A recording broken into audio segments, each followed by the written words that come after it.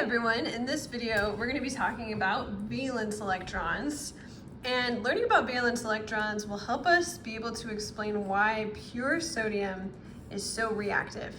And we'll get more details about this later, but we're going to start digging into it today.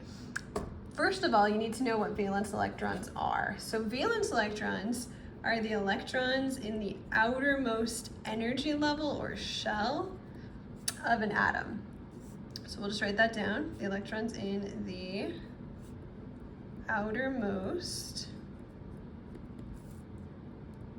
energy level.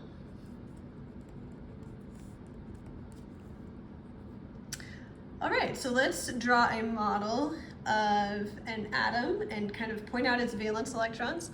Let's go ahead and do sodium since we've been talking about sodium. So we know sodium, if we look on the periodic table, is going to have 11 total electrons because its atomic number is 11, and if it's neutral, it will have the same number of protons and electrons. So we're going to talk about a neutral sodium atom right now. Let's just draw its nucleus as a black circle. Obviously the nucleus has protons and neutrons as well, but let's just simplify that and draw a circle. Now, when you're drawing models of atoms, there are rules for the different energy levels, for how many electrons each energy level can hold. The first energy level can only hold 2 electrons.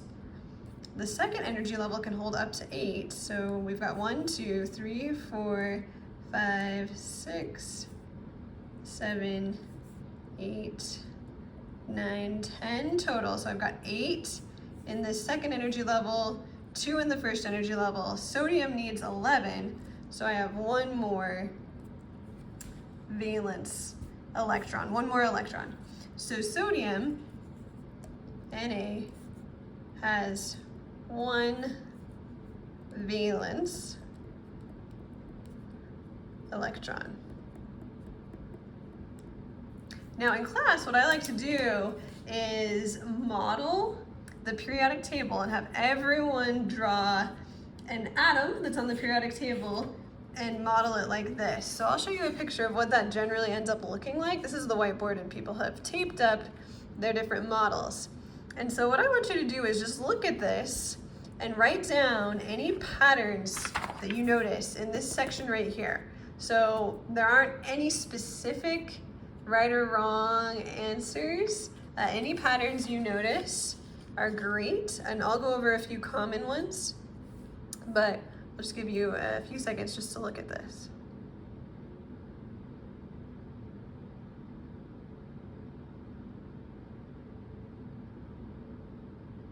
Okay, so one thing that a lot of people notice is the row determines how many energy levels or rings or shells the atom will have.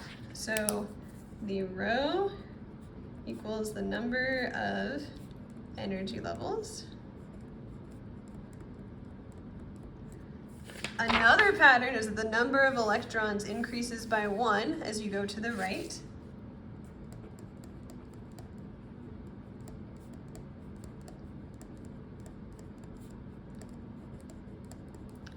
Okay, and then another really important pattern is that the column determines the number of valence electrons.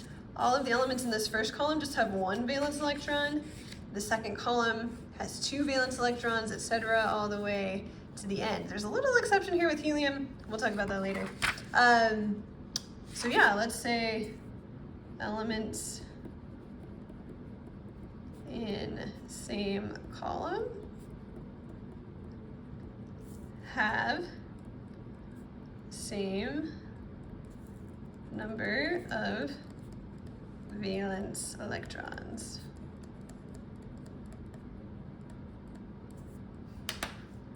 Okay, and we care so much about that last pattern that we're actually going to write it down on this periodic table. So if you notice, everything in the first column has 1 valence electron.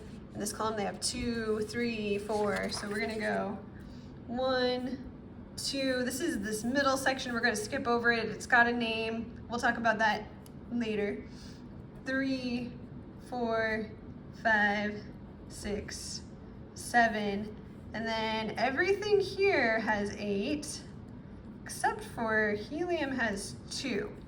So again, we'll talk about what the deal is with helium, but we're gonna put an 8 up there, but just know that helium has 2. It would also be a good idea to label these valence electrons on your periodic table at the front of your book. So like 3VE, 4VE, 5VE, etc. I've got some other stuff labeled here, but that's all you need to do for now. So back to our guiding question, what makes pure sodium so reactive? Well, we notice that sodium has 1 valence electron. Notice all of the other elements in its column, lithium, sodium, potassium is down here. They would also all have 1 valence electron. So that electronic structure, having 1 valence electron, makes them very reactive.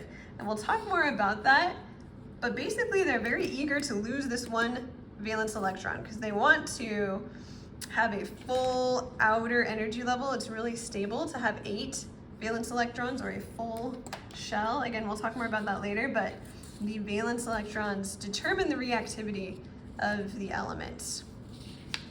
So yeah, that's valence electrons. Thanks for watching.